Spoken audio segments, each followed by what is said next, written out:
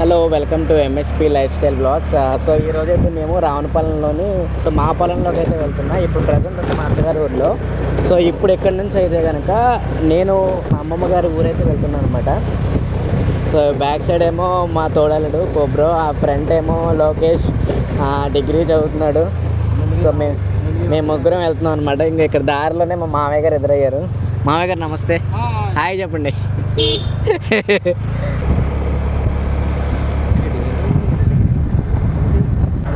ఈ ఊర్లో అయితే కనుక ఎయిర్టెల్ జియో సిగ్నల్ అయితే ఉండదు. జియో 5G అయితే 50 ఎక్కితే పడుతుంది. లొకేషన్స్లో అయితే మనకి ఎక్కువ జీడి తోటలు, నెక్స్ట్ వచ్చేసి సరుగుడు తోటలు అయితే ఉంటాయి.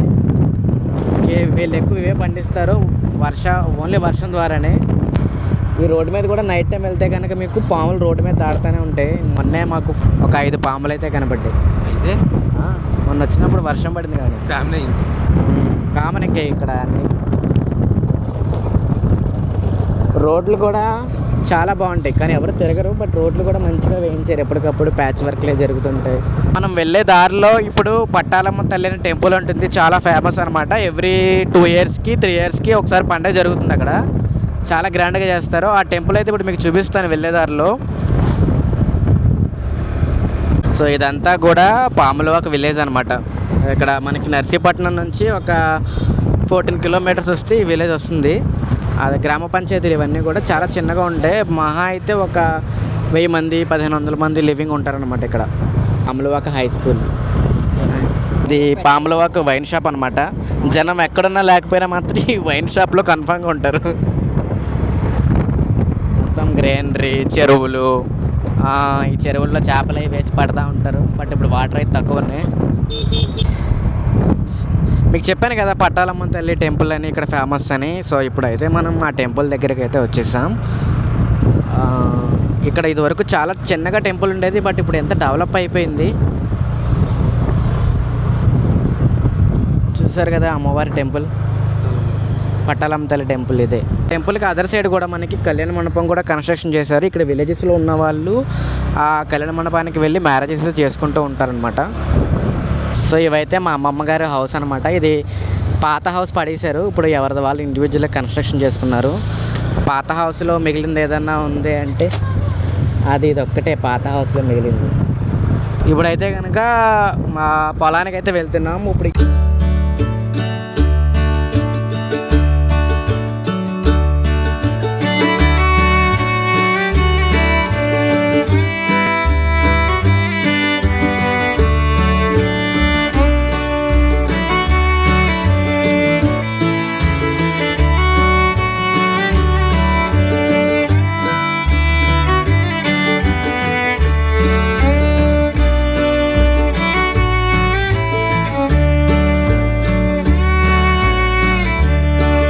ఈ ఊర్లో నాకు చాలా మెమరీస్ ఉన్నాయి. సమ్మర్ హాలిడేస్ అంటే చిన్నప్పుడు వచ్చేసేవాళ్ళం.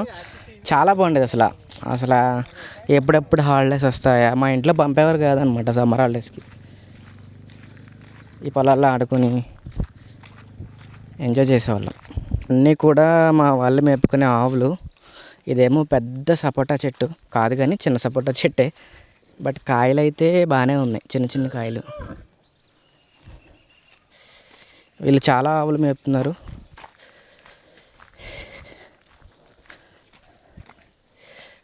అండ్ ఇది మర్రి చెట్టు అన్నారా? ఈ మర్రి చెట్టుకి ఒక ఉయ్యాలు ఉంటుంది. చక్కగా ఉయ్యాలు ఊగొచ్చు. సమ్మర్లో బాగుంటుంది. ఇక్కడ పొలాలన్నీ కూడా ఒక్కొక్కలే పక్కనే ఉంటాయి. ఇది ఒకరిది, నెక్స్ట్ షెడ్ ఉన్నదేమో ఒకరిది, అవిది వేరే వాళ్ళవి అనమాట. ఆవులు కూడా మిల్క్ బాగానే ఇస్తాయి చక్కగా.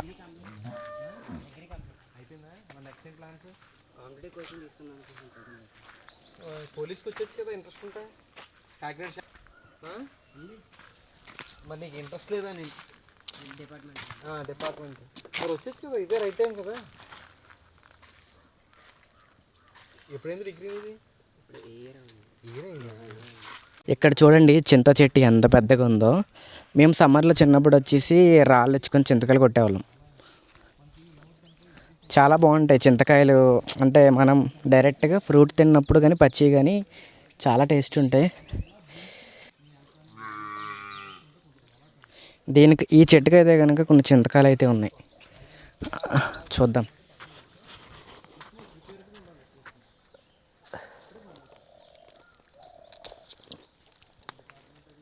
కోసేసాను మొత్తానికి. సో చూసారు కదా, ఇలాంటి చింతకాయలు తిన్నప్పుడు చాలా బాగుంటాయి. ఎక్కువ తిన్నా సరే మళ్ళీ మోషన్స్ అవుతాయి, ఎక్కువ తినకూడదు. ప్రజెంట్ అయితే మనకి తాటికాయల సీజన్ అయితే అయిపోయింది. సో మిగిలిపోయిన ముదిరిపోయిన తాటికాయలన్నీ వీళ్ళు ఇక్కడ వదిలేశారు. ఎంతన్నా విలేజెస్లో లైఫ్ చాలా బాగుంటుంది. బట్ ఓన్లీ ఏంటంటే మనకి ఇక్కడ ఉండడానికి ఛాన్స్ ఉండదు. చాలామంది ఇప్పుడు చదువుకుని జాబ్లకు వెళ్ళిపోవడం మూలాన ఎవరి లైఫ్ వాళ్ళు లీడ్ చేస్తున్నారు. విలేజెస్లో అయితే ఓన్లీ హాలిడేస్కి లేకపోతే సంక్రాంతి పండగకి అలా రావడం మాటకి ఉంటుంది మ్యాక్సిమం. నేను కూడా అంతే. ఇప్పుడు నేను ఇక్కడ నియర్ బై విలేజ్లో అమ్మాయిని మ్యారేజ్ చేసుకున్నాను కాబట్టి మా అమ్మమ్మ వాళ్ళ ఊర్లోనే 1 ఎకరం పొలం కూడా తీసుకున్నాను రీసెంట్గానే. సో ఆ పొలానికి కూడా ఇప్పుడు మిమ్మల్ని తీసుకువెళ్తాను. ఇదే రోడ్, ఆ పొలం వరకు డైరెక్ట్ రోడ్ అయితే ఇదే ఉంటుంది. ఇక్కడ కాస్ట్ కూడా ల్యాండ్స్ అయితే ప్రీవియస్గా అయితే ఎకరం 5 lakhs అలా ఉండేది. బట్ ప్రజెంట్ వితిన్ 6-7 yearsలో అయితే కనుక ఈ రోడ్డు సైడ్ ఉన్న ల్యాండ్ అంతా కూడా మనకి ఎకరం ఇప్పుడు 22 lakhs అలా అయితే ఉంది. ఇంకా ఫ్రెండ్స్, ఈ డిగ్రీ చదువుతున్నాడు కాకినాడ ఆదిత్య కాలేజ్లో. మీకు ఎవరికైనా తెలుసుంటే కనుక కింద కామెంట్ చేయండి.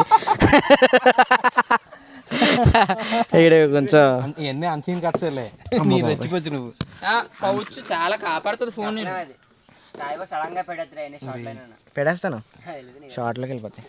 వీడు కాకినాడ ఆదిత్య కాలేజ్ చదువుతున్నాడు, కానీ కష్టజీవి. వీళ్ళిద్దరూ కూడా పాపం వర్క్ అది చేస్తుంటారు. ఈ ఆవులన్నీ వీలయ్యే, చుట్టూ ఉన్న ఆవులు ఇవన్నీ కూడా వీలయ్యే మొత్తం అన్నీ.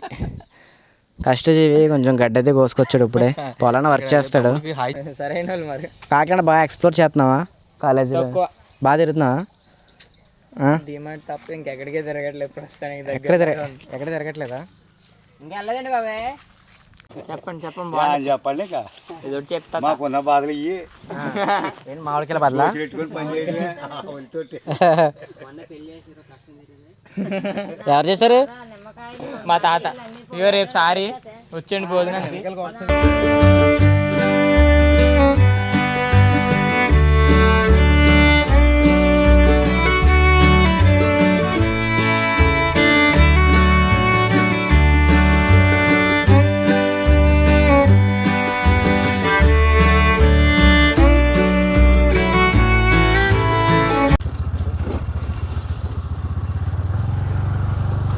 అమ్మో, దీనికి రోడ్డే లేదురా బాబు.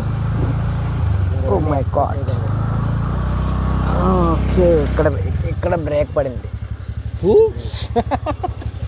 సో మన పొలానికి ఇక్కడ నుంచి జస్ట్ వాకబుల్ డిస్టెన్స్ అయితే ఉంది. ఇది వేరే వాళ్ళ పొలం. డైరెక్ట్ రోడ్లు అయితే ఉండవు అనమాట ఇక్కడ పొలాలకి. ఒకళ్ళ పొలంలోంచి ఇంకొకళ్ళ పొలంలోకి వెళ్ళడమే. ఇలా కొద్దిగా దూరంగా వేసుకోవాలి తమ్ముడు మొక్కలు. ఎలాగా సరే కూడా దూరంగా వేసుకోవాలి. మన వాళ్ళు బాగా దగ్గరికి వేస్తారు కానీ అవునవును. కానీ మొత్తం లేకపోతే తోట కింద కూడా మొత్తం చాలా ఎత్తుంది గడ్డి. ఇందులో ఏమంటాయి తీసేసిన తర్వాత వచ్చిందా లేకపోతే తోట అనేది ఏది సరుకు వచ్చేస్తావా? ఇక్కడ నుంచి మన పొలం మొదలు ఇదే హద్దు. గట్టు కూడా చాలా హైట్ ఉంది. మనకు ఉండకూడదే హద్దు, పొలంకు ఉండవలసిందే హద్దు. సో ఇదంతా నీట్గా అయితే ఏం లేదు. అమ్మేసే వాళ్ళు అయితే కనుక మామూలుగా వదిలేసారు, ఇంకెలాగా అమ్మేద్దామని. మనం చేయించుకోవాలి మొత్తం నీట్గా కూడా. ఇందులో ఏముంటాయో తెలియదు, జాగ్రత్తగా వెళ్ళాలి. మొత్తం మాకు జీడి మొక్కలు ఉన్నాయి. ఈ సంవత్సరం అయితే ఒక బస్తా పిక్కలు అయితే అయినాయి. ఇక్కడ ఎక్కే వాళ్ళు అయితే ఎవరు ఉండరు అనమాట, చాలా తక్కువ. అందుకే అన్ని కాయలు మొత్తం ముదిరిపోయినాయి. ఈ తాడి చెట్టు అయితే మందే.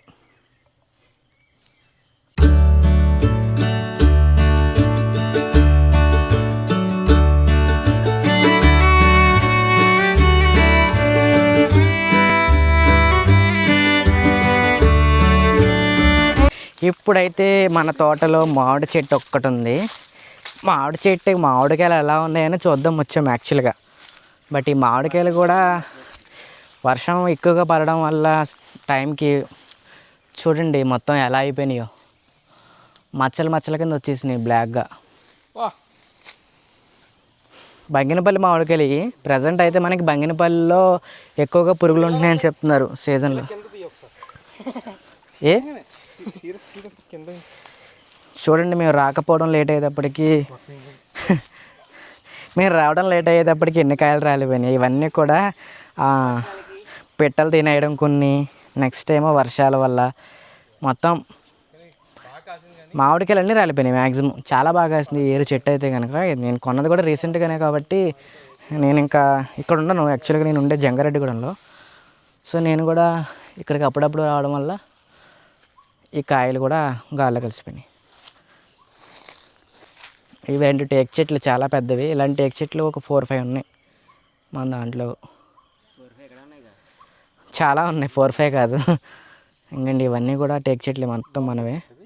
ఇప్పుడు ఈ జీడి తోటని అయితే మొత్తం లెవెల్ చేయించేసి ఇందులో సరుగుడు వేద్దాం అనుకుంటున్నాం. సో ఇది మొత్తం నేను తీసుకున్న పొలం అయితే ఎకరం 20 సెంట్లు అనమాట. ఇప్పుడు ఎకరం అంటే కనుక మీకు 100 సెంట్లు. అలా ఎకరం 20 సెంట్లు అయితే తీసుకున్నాను. ఇది కనిపించేది మొత్తం ఇటు 3 మళ్ళు ఉన్నాయి, నెక్స్ట్ ఇటు 3 మళ్ళు ఉన్నాయి అనమాట. 6 మళ్ళు ఇదైతే మనకి. సో ఇంకా మేమైతే వెళ్ళిపోతున్నాం ఇక్కడ నుంచి.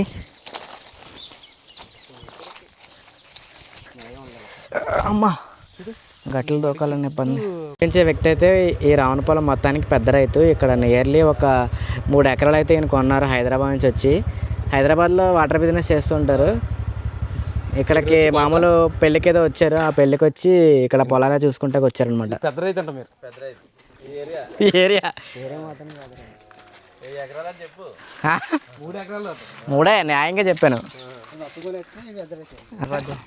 హైదరాబాద్ అయితే కలుపుంటే కొనండి 10 ఎకరాలు. ఈ రావణపాలెంకి పెద్ద రైతు వచ్చారు ఈయన. అన్ని కలిపి కొనేసారు ఇంకా బిట్లు అన్నీ దారి ఉంటుందేరా.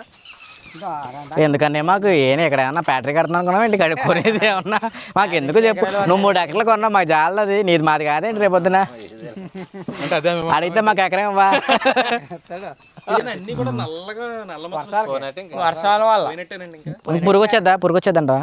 చెట్టు బాగానే ఏంటి నల్లగా ఏదో మర్చిపోయినట్టు పడిపోయింది. మరి వర్షం పొద్దున్న పడిపోతుంది కదా వర్షం. దానివల్ల ఏంటంటే కింద గడ్డేది దెబ్బతినిపోద్ది. గడ్డి వచ్చిందంటే పురుగు వచ్చేసినట్టు. మాము ఎక్కడ వెళ్ళి ఉద్యోగాలు చేయలేము, ఇది తప్ప వేరే పలకతాను తిరగలేము. అది ఊదేత ఉంది.